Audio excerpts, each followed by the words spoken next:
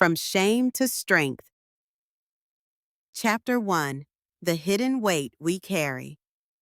Shame is a silent force, often invisible on the outside, yet profoundly powerful within. It's the emotion that tells us not just that we made a mistake, but that we are the mistake. It's not "I did something bad," but "I am bad."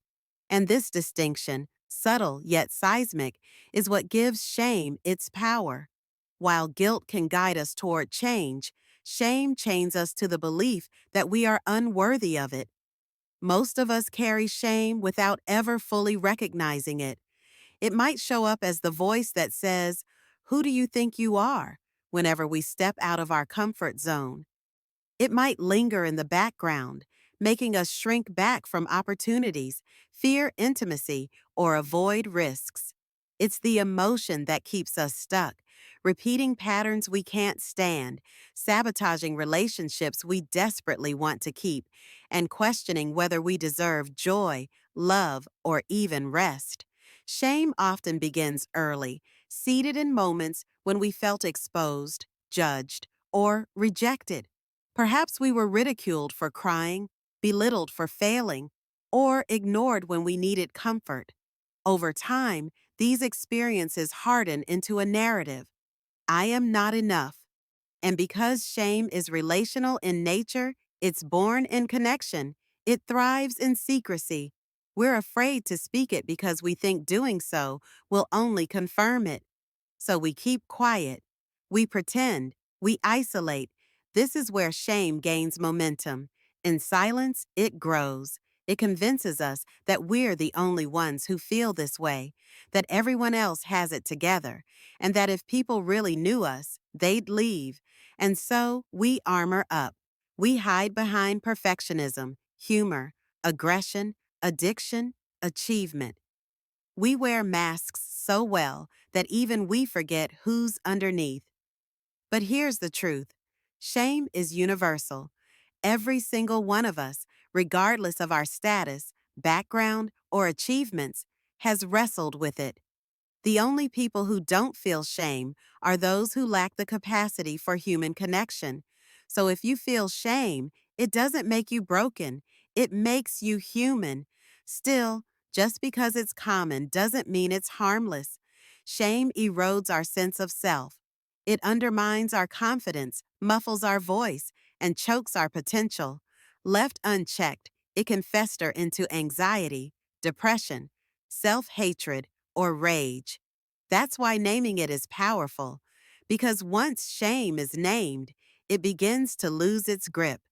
And naming shame requires courage, the kind of courage that doesn't always roar, but sometimes whispers, "This is hard, but I'm going to talk about it anyway." Vulnerability is the antidote. That might sound counterintuitive. After all, vulnerability feels risky, like the very thing shame warns us against. But when we choose to be vulnerable, not with everyone, but with those who've earned our trust, we allow the parts of ourselves we've hidden to step into the light. And in that light, shame can't survive. Think of shame as a weed that grows in darkness and silence. Vulnerability is the sunlight, connection is the water, compassion is the soil. With those elements, healing begins. This journey, moving from shame to strength, isn't about eliminating shame completely. It's about changing our relationship to it. It's about recognizing when it shows up, questioning the stories it tells us, and choosing a different path, one marked by openness, truth, and self-compassion. In the chapters to come, we'll explore how shame shows up in different areas of life: relationships, work, body image, identity, and how vulnerability and connection can help us break free. You'll hear stories of transformation, insights from research, and steps you can take to reclaim your worth. Because you are not the worst thing you've done. You are not your darkest thought. You are not the lie shame told you. You are worthy, not because of what you achieve, but because you exist. And that is where your strength begins. Chapter 2. The Armor We Wear. How shame shapes our lives. If shame had a voice, it would whisper just loud enough to be heard. You're not good enough. They'll leave if they find out who you really are. And so we begin to craft armor, clever, customized, and deceptively protective. But the tragedy of this armor is that while it may shield us from judgment, it also locks out connection, belonging, and authenticity. We all develop our own versions of armor to hide our shame. Some of us perfect everything. We think, if I can just do this flawlessly, no one will see how scared I am inside. Others numb the pain through alcohol, food, scrolling, shopping, overworking, hoping to silence the sting of unworthiness. Some of us get angry or sarcastic, pushing people away before they get too close.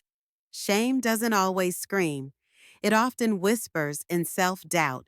It disguises itself as ambition. It puts on the mask of independence. It hijacks our lives subtly, invisibly, convincing us that the only way to be loved is to be less ourselves. We see this in relationships most clearly. How many of us have held back tears during conflict, not because we weren't hurting, but because we didn't want to seem too much? How many times have we stayed silent about what we needed, fearing that asking for it might lead to rejection? Shame tells us we're a burden, unlovable, or too broken. And so we settle. We shrink. We tolerate. We hide. In the workplace, shame can sound like, you're a fraud. You're not as smart as they think. This is the imposter syndrome millions experience but rarely admit. Instead of saying, I don't know, we overcompensate. Instead of asking for help, we suffer in silence. Because to show vulnerability in a professional space feels dangerous, like it might confirm our worst fear, that we don't belong. Shame is especially cruel when it comes to our bodies. It points to stretch marks, scars, shapes, or skin tones and says, unacceptable. Social media magnifies this, curating impossible standards, then feeding our insecurity like a loop. Shame makes us compare and compete, believing we need to fix ourselves to be worthy. And yet, the more we chase perfection, the more disconnected we feel from who we really are. And then there's shame in identity, cultural, sexual, gender-based. Many grow up feeling they must hide core parts of themselves to be accepted by family, faith communities, or society. They learn to edit, silence, camouflage, not because they are wrong, but because the world told them they were. This shame runs deep and takes immense courage to undo. But here's the thing, the armor we wear doesn't make us safe. It makes us lonely. Every mask we put on, every truth we stuff down, builds a wall between us and the people who might actually love us as we are. And over time, that wall becomes a prison. The path forward is not in adding more armor, it's in gently removing it. How do we do that? It begins with awareness, noticing when shame is speaking, paying attention to the behaviors it drives, asking ourselves, is this really who I am? Or is this who I think I need to be loved?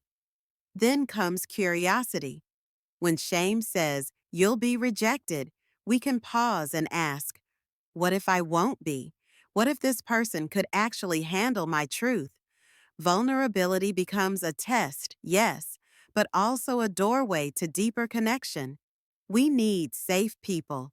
Vulnerability without safety isn't bravery, it's exposure.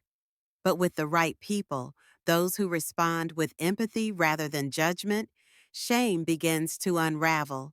It's in saying, me too, and hearing it in return that healing truly begins. This is why storytelling matters. When we tell our stories, not the polished highlight reel versions, but the messy, honest ones, we give others permission to do the same.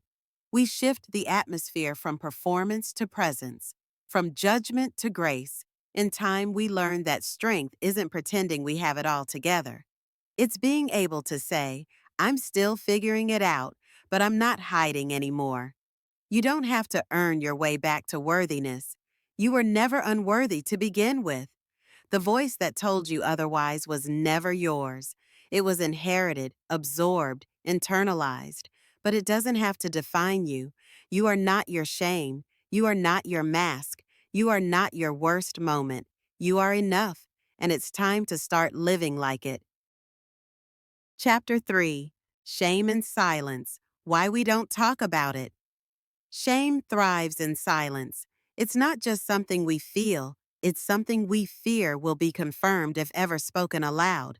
That's why it clings so tightly to secrecy. The less we say about our shame, the more power it has. It builds in the dark, whispers lies in quiet moments, and convinces us that silence is safer than truth. But why don't we talk about shame? Because shame tells us we're alone. It tells us we're the only ones who feel this way. It tells us that speaking it will result in judgment, humiliation, or abandonment. Shame isn't just a private pain, it's a deeply relational one. We fear that if others truly saw us, they'd recoil. And so, we keep it locked inside. We lie by omission. We pretend things are fine. We change the subject when conversations get too close to the truth. We numb it with distractions, work, entertainment, food, scrolling, anything to avoid sitting with the discomfort. And while we may succeed at hiding it from others, we can't hide it from ourselves. That tension builds, it leaks into our health, our sleep, our relationships. The cost of silence is steep. There are cultural reasons we avoid talking about shame, too. In many societies, emotional expression, especially vulnerability, is seen as weakness. We're taught to be strong, get over it, pull ourselves together. Emotional stoicism is often rewarded, while openness is ridiculed. And so, we internalize the belief that being honest about our struggles is something to be ashamed of in itself. The irony is brutal. We feel ashamed about feeling shame. Religion can also deepen shame. Many spiritual traditions were meant to offer love and liberation, but some have been twisted into tools of fear and condemnation. Instead of being told, you are loved unconditionally, many hear, you are sinful, broken, and unworthy unless you earn your place. Shame masquerades as morality, pushing people to hide, suppress, and perform rather than live authentically. In families, shame can be inherited. It's passed down not through words, but through silence. When children grow up in environments where emotions are dismissed, mistakes are punished harshly, or vulnerability is mocked, they learn that love is conditional. They carry that lesson into adulthood, often without realizing it. The unspoken rules become internalized. Don't cry, don't fail, don't need too much. But the truth is, shame cannot survive empathy. It dissolves in the presence of someone who listens without judgment. When we risk sharing our pain and are met with compassion instead of contempt, something shouts. The walls start to crack. The lies lose their weight. That's why breaking the silence is revolutionary. Speaking your shame doesn't just free you, it frees others too. It disrupts the belief that no one else could understand. It creates connection. It builds bridges where shame tried to erect barriers. You don't need a stage to share your truth. Sometimes it starts with a single sentence to a trusted friend. Can I tell you something I've never said out loud? Or, I'm struggling with something and I don't want to hide anymore. The words don't need to be perfect. They just need to be honest. The more we speak shame, the less control it has. And the more we hear others speak their truths, the more we realize how deeply human we all are. Our stories might be different, but the ache underneath is often the same: a longing to be seen, known, and accepted without condition. Some people won't know how to hold your vulnerability. They might react with discomfort, dismissiveness, or even cruelty. That says more about them than about you. Not everyone is safe, but someone is. And finding those people, those spaces, is worth the effort. Because in those spaces, shame begins to unravel. There's also power in writing your truth. Journaling, letters, poems, or even anonymous confessions. When we give form to the formless, we loosen its grip. What once felt unbearable starts to feel manageable. What once felt like a secret becomes a story, and stories can be rewritten. The journey from shame to strength doesn't require you to share everything with everyone. It doesn't mean turning your life into a confessional. It means knowing that your truth matters, that you are allowed to take up space, that your voice deserves to be heard, even if it shakes. Every time someone speaks shame and survives, it creates a ripple effect. It emboldens others to do the same. That's how movements are born. That's how healing spreads, one brave voice at a time. And so, the invitation is this: don't let shame silence you. Don't let the fear of what others might think drown out the truth of who you are. Speak, even if it's in a whisper. Share, even if your hands tremble. The courage to break the silence may be the single most important step toward reclaiming your life. Because when you speak your shame, you don't just find freedom. Chapter 4: The Vulnerability Cure, Reclaiming Our Worth. If shame is the wound, vulnerability is the medicine. It may sound contradictory, counterintuitive even, that the very thing shame tells us to avoid is the thing that sets us free.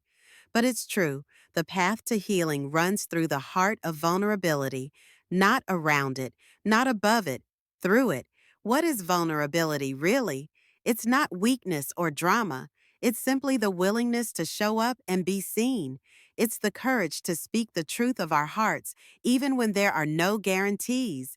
It's saying, "This is me," without the mask. In a world that praises control and perfection, vulnerability is radical. It defies every instinct shame has wired into us. Stay small, stay quiet, stay safe. Yet the moments when we're most alive and real are those when we've dared to be vulnerable. Think about when you told someone you loved them, unsure they felt the same, or when you admitted you needed help, or cried in front of a friend. Those weren't weak moments. They were brave ones, and they built something shame never could: authenticity. Vulnerability is where intimacy is born, not just romantic intimacy, but friendship, community, and family. When we let others see who we truly are, we invite them to do the same. We build belonging, not the kind that requires fitting in, but the kind that says, "You're safe here as you are." But vulnerability isn't easy. It takes discernment. It's not about sharing everything with everyone. It's about choosing wisely, offering your heart to those who've earned the right to hold it. That means learning who responds with compassion and who responds with critique. When you begin practicing vulnerability, expect resistance, not just from others, but from within. Shame flares up. The old voices get louder. They'll judge you. You're not enough. This will backfire. That's normal. Shame doesn't go quietly, but with every honest step, you teach it that it no longer controls you. Vulnerability doesn't guarantee immediate relief. Sometimes you'll share and feel raw. Sometimes the response disappoints. But the goal isn't always about others. It's about reclaiming your power. It's about standing in your truth, unashamed. The more we practice vulnerability, the stronger we get. Not because fear disappears, but because fear stops running our lives. We learn to speak up, ask for what we need, and stop apologizing for existing. We begin to rewrite the stories shame told us. Where shame says you're broken, vulnerability says you've been hurt, but you're healing. Where shame says you're too much, vulnerability says you feel deeply, and that's a gift. Where shame says hide, vulnerability says step into the light. The shift begins with small moments: A quiet, me too, a moment of truth telling. But over time, it grows. And as it grows, your life begins to change. You stop chasing approval. You stop fearing rejection. You start choosing what honors your truth. Vulnerability creates connection. When you dare to be real, others recognize something in you. They see themselves. Your courage gives them permission to take off their armor, and shame starts to dissolve, not just for you, but for them too. In families, vulnerability heals generational patterns. It teaches children that emotions are safe. It teaches partners that love doesn't need perfection. It shows everyone that strength and softness can coexist. In communities, it shifts culture. It turns workplaces into spaces where creativity and collaboration thrive. It turns friendships into places of trust and honesty. But most of all, vulnerability transforms you. It brings you back to yourself. It reminds you that you were never meant to live in hiding. It heals the gap between who you are and who you think you need to be. It tells your nervous system, you're safe, you're seen, you belong. You don't need to be fearless. You just need to be willing. Willing to show up, speak, be known. That risk, that honesty, is where life begins. You are not your shame. You are your courage. And when you stop shrinking, stop pretending, stop hiding, you reclaim what shame tried to steal, your worth. It was never lost. It was always there. Now you're ready to live from it. Chapter 5.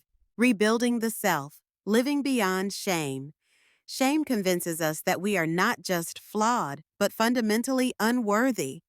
For many, it becomes the lens through which they see the world and themselves, a filter that distorts love, dims joy, and warps possibility.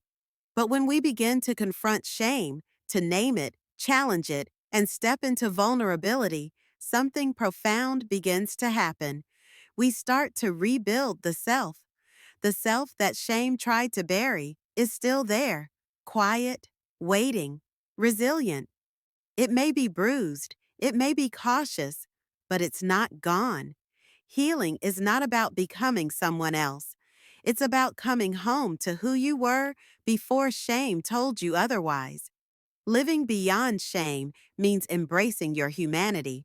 It means accepting that you are allowed to make mistakes, to have needs, to feel deeply. You are not here to be flawless. You are here to be whole. And wholeness includes every part of you, the bright, the broken, the still becoming. But how do we rebuild? How do we begin to live a life not defined by fear or self-hate, but by presence and worth? We start with self-compassion. Self-compassion is not indulgence. It's not an excuse to avoid growth. It is the foundation of healthy transformation. It's looking at yourself, your past, your pain, your imperfections, and saying, even here, I am worthy of kindness. It is the opposite of shame's harsh voice. Where shame says, you're disgusting, compassion says, you're doing your best. Where shame says, you should be further by now, compassion says, you're still growing. Practicing self-compassion is a daily choice. It's the decision to speak gently to yourself, to rest when you're tired instead of calling yourself lazy, to celebrate your progress instead of criticizing what's left undone, to forgive yourself when you fall short, and to try again with grace. It also involves boundaries. Shame often teaches us to people please, to become whoever others need us to be, even at the cost of our own well-being. But living beyond shame requires reclaiming our no. It means recognizing that your time, energy, and presence are valuable. You don't have to earn your right to rest. You don't have to justify your existence. Saying no is not selfish. It is a declaration of worth. We also heal by choosing environments that nourish rather than deplete us. Some spaces are soaked in shame. workplaces, families, communities where judgment is currency and compassion is scarce. While we can't always change these places, we can limit their influence. We can build new circles, safe ones, where truth is welcomed and support is mutual. Living beyond shame means telling the truth even when it trembles in your throat. It means laughing loudly, loving freely, dancing when you feel like it, speaking when you used to stay silent. It means taking up space, not to dominate, but to be present, to exist unapologetically. This rebuilding is not a one-time event. It's a journey. There will be setbacks. Old triggers will surface. Shame will occasionally return like an echo. But now you'll know what it is. You'll have tools. You'll have language. And most importantly, you'll have a self that knows, I've come too far to go back. You'll recognize your growth in the smallest ways, when you respond with curiosity instead of criticism, when you ask for help without apology, when you walk into a room and stop worrying about how to earn approval. These moments may seem small, but they're massive victories. They are signs that shame is no longer steering the wheel. To live beyond shame is to reclaim joy, not the performative kind, but the quiet, real kind. The joy of being in your own skin, of trusting your own voice, of loving without fear. It's the joy of connection, of purpose, of freedom. Shame narrows our lives, healing expands them. It's also the joy of contribution. When you step out of shame, you begin to realize that your story, yes, yours, has value. Your experiences, your pain, your resilience can serve as a light for someone else still struggling in the dark. You become the kind of person you once needed. That is powerful. That is purpose. This is what strength looks like, not the kind that never cries or never breaks, but the kind that rises again, the kind that says, even after all I've been through, I choose to love myself anyway, the kind that faces the storm and says, I'm still here. You are not your shame. You are your healing. You are your courage. You are your voice, your laughter, your creativity, your dreams. And you don't need to wait to be perfect to live fully. You just need to begin. The future waiting for you isn't built on shame. It's built on truth, on self-trust, on freedom. It starts with this moment. It starts with you. Chapter 6.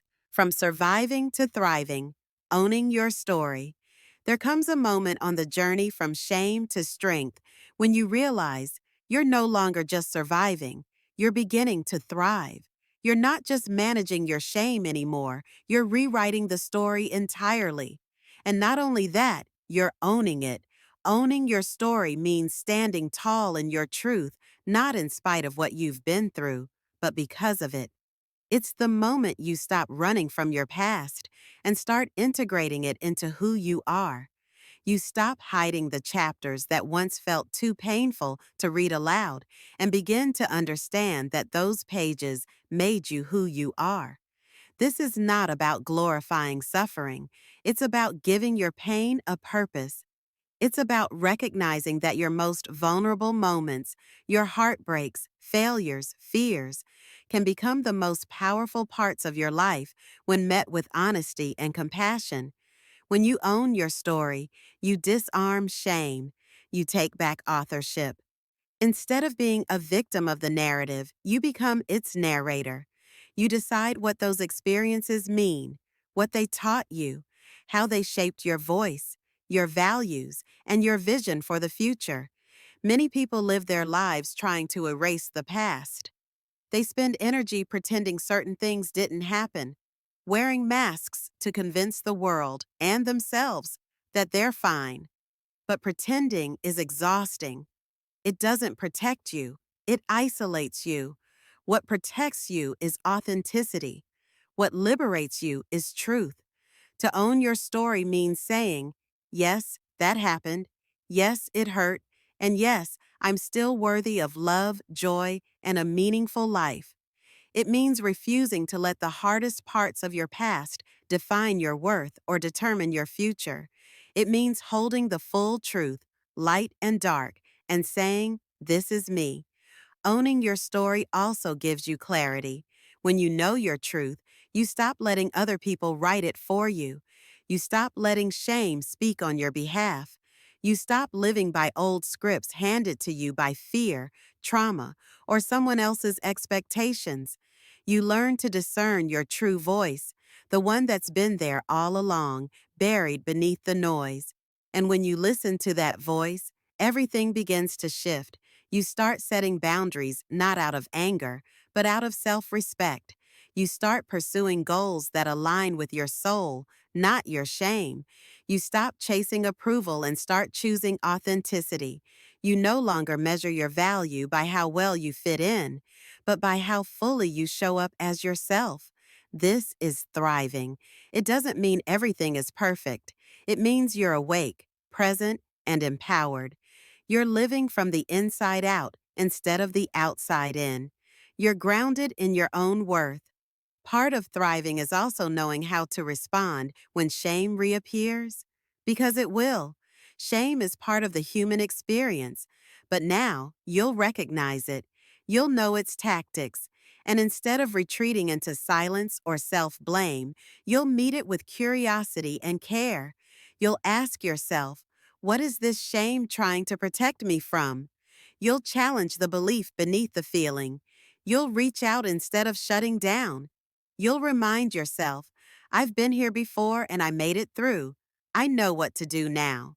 Thriving means helping others do the same.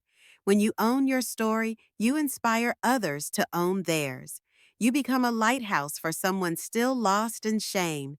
You lead not by perfection, but by presence. You show what's possible. You say without words, you're not alone, you're not broken, you're becoming. It also means taking joy seriously. Shame tells us that joy is conditional, that we have to earn it. But healing teaches us that joy is our birthright, so we stop postponing our happiness. We stop waiting until we fixed everything, lost the weight, reached the goal, or proven ourselves. We start choosing joy now, in little moments, in daily gratitude, in laughter, in connection, in permission to be delighted by life. You are allowed to enjoy your life, even with your scars. You are allowed to feel peace, even after your battles. You are allowed to hope, even after despair. And you are allowed to change your mind, to grow in new directions, to become someone your past self wouldn't even recognize, and be proud of it. From shame to strength is not just a slogan. It's a lived transformation. It's a reclamation. It's a daily practice of showing up, telling the truth, and choosing yourself. Your story matters, not in spite of its pain, but because of it. You matter, not because of what you've achieved, but because of who you are. And as you step forward, braver, wiser, freer, remember this. You were never too broken to be whole. You were never too far gone to come home. You were always enough. And now you live like it. Chapter 7. The Power of Connection. Healing in Relationship. Shame tells us we're unworthy of connection. It convinces us that if others truly saw us, they'd turn away. That if we revealed the truth of our struggles, we'd be abandoned. But that's the lie shame lives on: disconnection. In truth, the very thing we fear will break our relationships is what can strengthen them: honesty. We were never meant to heal in isolation. Humans are wired for connection. Our nervous systems, our emotions, our entire psychology is relational. That's why shame hurts so much. It separates us from others and from ourselves. But the remedy to shame isn't solitude. It's safe, meaningful connection. When we find people who respond to our vulnerability with empathy rather than judgment, shame begins to lose its grip. In those sacred spaces, we learn that we don't have to pretend, that we can show up with our wounds and still be accepted. that our stories, even the messy ones, can be met with care. These relationships don't require perfect compatibility or constant agreement. What they require is safety, emotional safety, the kind of presence that says, I see you, I'm not going anywhere. The kind that listens more than it fixes, the kind that allows both silence and story, fear and laughter, grief and hope. Connection is where shame goes to die. Because in connection, we remember we're not alone. Think of a time when you shared something you were ashamed of and someone said, Me too. That moment was electric, wasn't it? That's the magic of shared humanity. It cracks the illusion that we're the only ones who feel broken. It reminds us that our emotions aren't weaknesses, they're bridges. Connection also helps us regulate our emotions. When you're spiraling in shame, being seen and soothed by someone else can bring you back to yourself. Their steady presence can act like a mirror, showing you that you're still lovable, still whole, even in your struggle. But connection doesn't happen by accident. It takes effort. It requires us to show up and to let others in. It asks us to initiate conversations, to express our needs, to admit when we're hurting. These actions feel risky, but they are the gateway to real closeness. Part of healing through connection is learning to receive. Many of us are good at giving, supporting others, listening, fixing, but we struggle to be on the receiving end. Shame tells us that needing help is a burden, that asking for comfort makes us weak. But the truth is, receiving with openness is just as brave as giving with love. When you let yourself be held, supported, or encouraged, you practice trust, and trust is a healing force. Connection also calls us to become safe people for others. When someone shares their truth, we must resist the urge to judge, dismiss, or compare. True empathy says, I may not have lived your exact story, but I know what it's like to hurt. I know what it's like to fear not being enough. That shared understanding becomes a balm, a salve to the places shame has wounded. Sometimes we have to unlearn harmful relational patterns to make space for deeper connection. If we were raised in environments where emotions were punished or ignored, we may not know how to open up or hold space for others. That's okay. These are skills that can be learned. Boundaries, communication, listening, validation. They are tools, and practice makes progress. It's also okay to outgrow relationships that reinforce shame. Not everyone will understand your journey. Some people are more comfortable with your masks than with your truth, but you don't have to shrink to keep them comfortable. You deserve relationships where your healing is celebrated, not questioned, where your vulnerability is met with grace, not fear. Sometimes, especially in early healing, the most powerful connection is not with another person, but with something greater, with nature, with spirituality, with art, music, or movement, with a higher power or a quiet inner presence. These experiences remind us we're part of something vast, something bigger than our shame. They reconnect us with awe, with peace, with meaning. And then there's the relationship we have with ourselves, the most constant connection we'll ever experience. As you dismantle shame, you start to befriend yourself. You stop attacking your own reflection. You begin to speak to yourself with kindness. You start honoring your own needs. This self-relationship becomes the blueprint for all others. Connection doesn't require us to be healed to be worthy of love. It invites us to heal through love. You are not too broken to be loved. You are not too much. You are not too needy. You are not too late. You are exactly where you need to be. And you are not alone. Because when you reach out, whether through words, a tear, a trembling voice, or a quiet presence, you begin to unravel the very lie that shame built its kingdom on. You begin to belong. Chapter 8. Turning Shame into Purpose, the Gift in the Wound. There's a truth that often feels impossible to believe when we're in the depths of shame. The places we once felt most broken can become the source of our deepest strength. The experiences we once tried to hide can, in time, become gifts, not just for ourselves, but for others. This is the paradox of healing.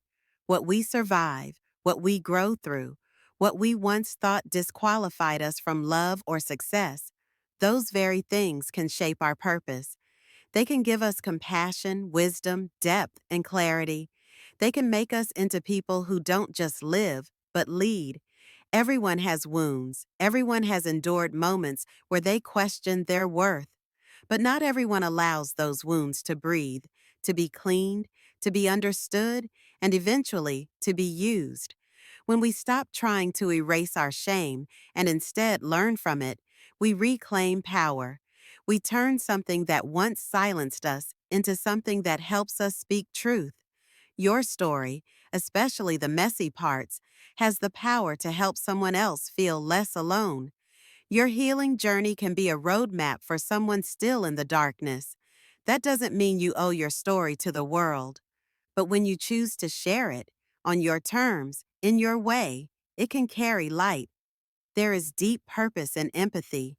People who have known shame, who've walked through the fire of self-loathing and come out the other side, often carry a sensitivity, a compassion that can't be faked. They don't judge as quickly. They listen more closely. They see behind the masks. This is a gift. Some of the most impactful leaders, artists, healers, and helpers are people who've walked through shame, not because they're flawless now, but because they understand the terrain, because they speak not from theory, but from experience, and experience has authority. You don't need a stage or a platform to live with purpose. Purpose can be as simple as being the parent you never had, the friend you always needed, the coworker who uplifts instead of competes, the stranger who smiles in a way that says, I see you.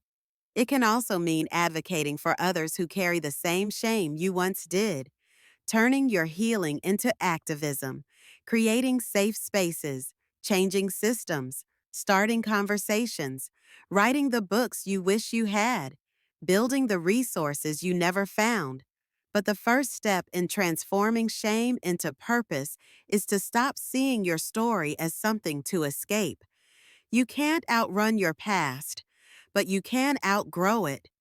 You can stop letting it drive the car and instead place it in the passenger seat. Not forgotten, not erased, but repurposed. The pain you carry doesn't make you weak. It makes you real. And real is powerful. You may never be grateful for what hurt you, and you don't have to be, but you can be proud of who you became in response to it. You can honor the resilience it took to keep going. You can trust that even the most painful parts of your life can bear fruit. There is also freedom in helping others heal. When you use your story to uplift someone else, not to fix them, but to walk alongside them, you deepen your own healing. You realize you're no longer that wounded child, that shamed teen, that silenced adult. You're someone new, someone wiser, someone freer. And let's be clear, living with purpose doesn't mean you'll never feel shame again. But it does mean shame no longer gets the final word. It means that every time it resurfaces, you know what to do with it. You know how to greet it, how to speak truth to it, how to move forward anyway. Turning shame into purpose is also about redefining success. It's not about accolades or approval. It's about alignment. Are you living in a way that reflects your values? Are you using your voice, your time, your presence in ways that feel meaningful? Are you choosing love over fear, authenticity over performance, growth over perfection? Purpose isn't a single destination, it's a way of being. It's showing up with intention and integrity every day. It's choosing to live in alignment with your truth, even when it's uncomfortable, especially when it's uncomfortable. And the beautiful thing is, You don't have to wait until you're fully healed to start. You don't need to be a finished product. You just need to be honest, willing, present.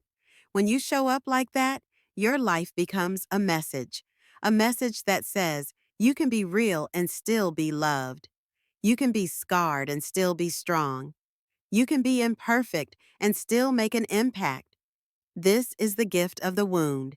This is what it means to turn shame into strength. Chapter 9. Letting Go. Releasing the shame that doesn't belong to you. Much of the shame we carry was never ours to begin with. It was placed on our shoulders by others, through words, actions, systems, and silences.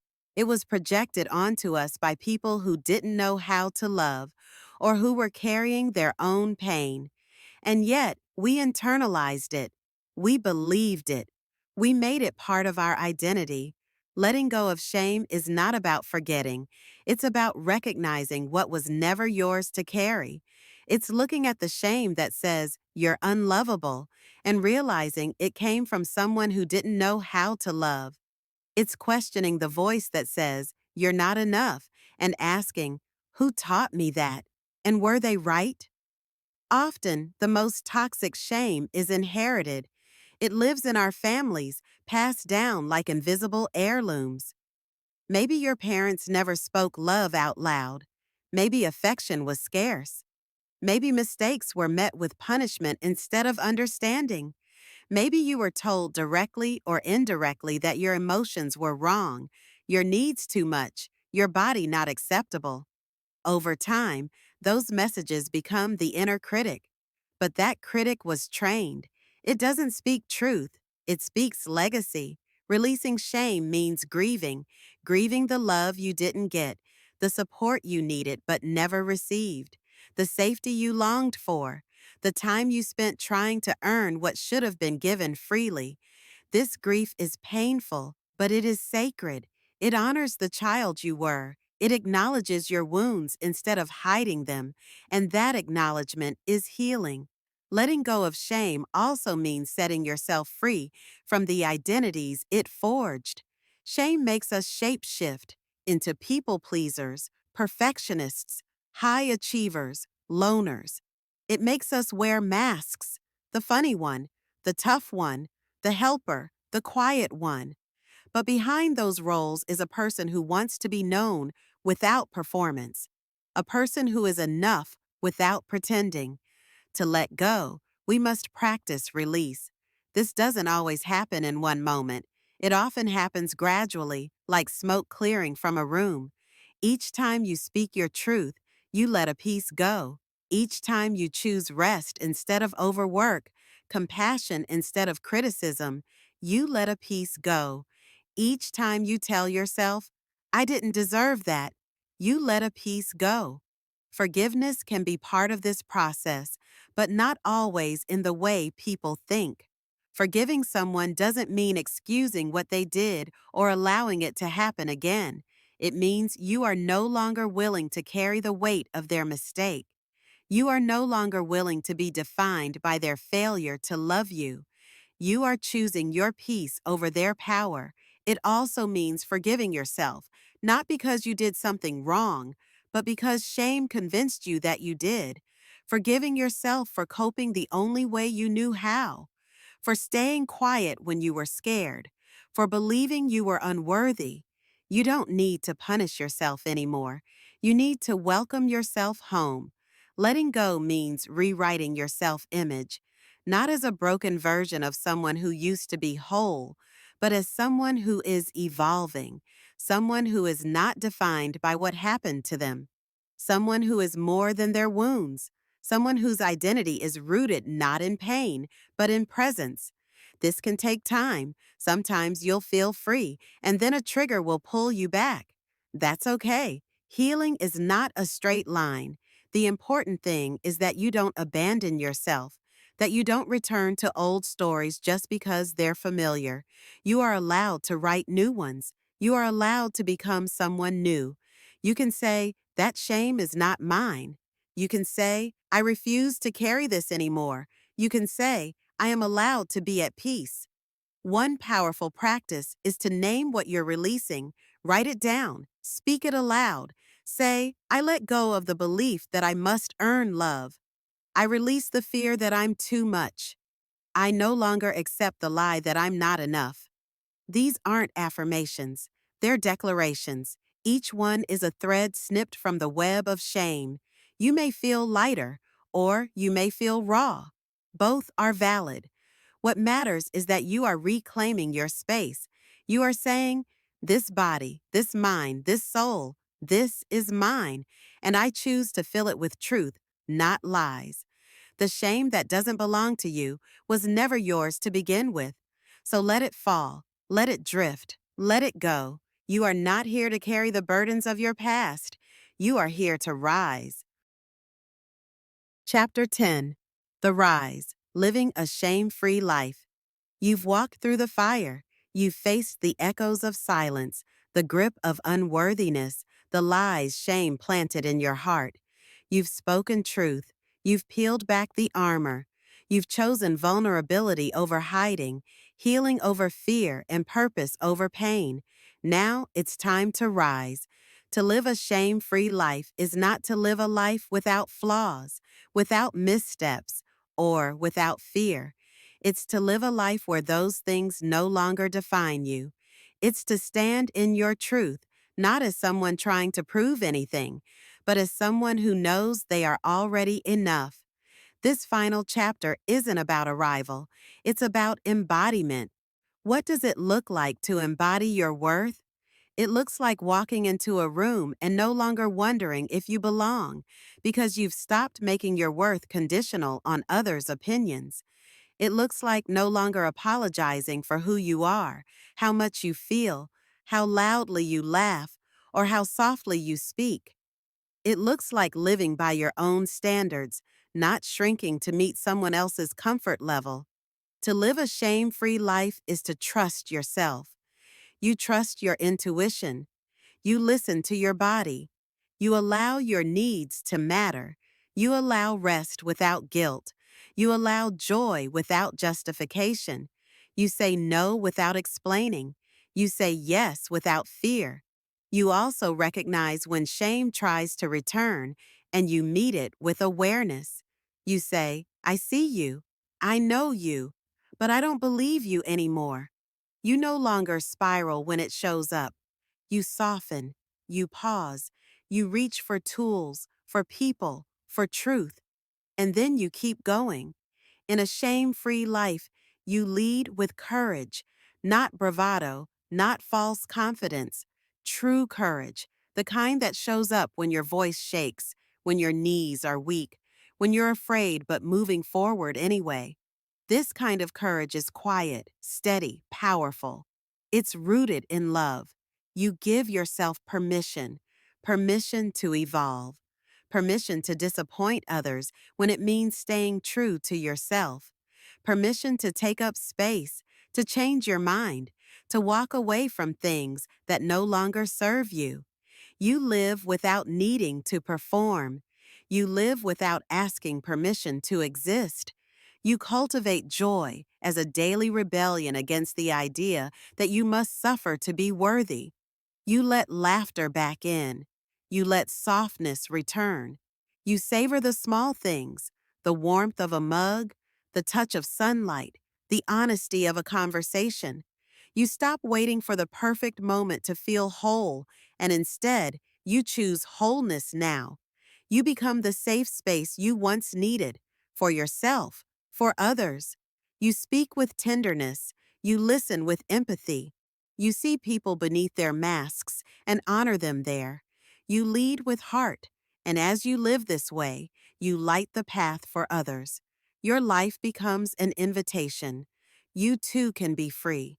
You show that healing is possible, not as a fantasy, but as a daily, imperfect, sacred truth. Living shame-free doesn't mean shame never whispers again. It means you no longer listen. It means you don't collapse under the weight of old stories. You write new ones. You dance in your truth. You show up in love. You build a life that feels good from the inside, not just one that looks good on the outside. You accept that being human is messy and magnificent, that falling short doesn't make you unworthy, it makes you real. You hold your past with compassion, your present with gratitude, and your future with hope. You are not here to be perfect. You are here to be you, fully, boldly, freely. You've walked through shame. You've stood in your vulnerability. You've reclaimed your story. Now live it.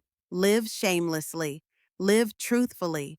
Live wildly, beautifully, unapologetically you. From shame to strength, this is the rise, and it is only the beginning.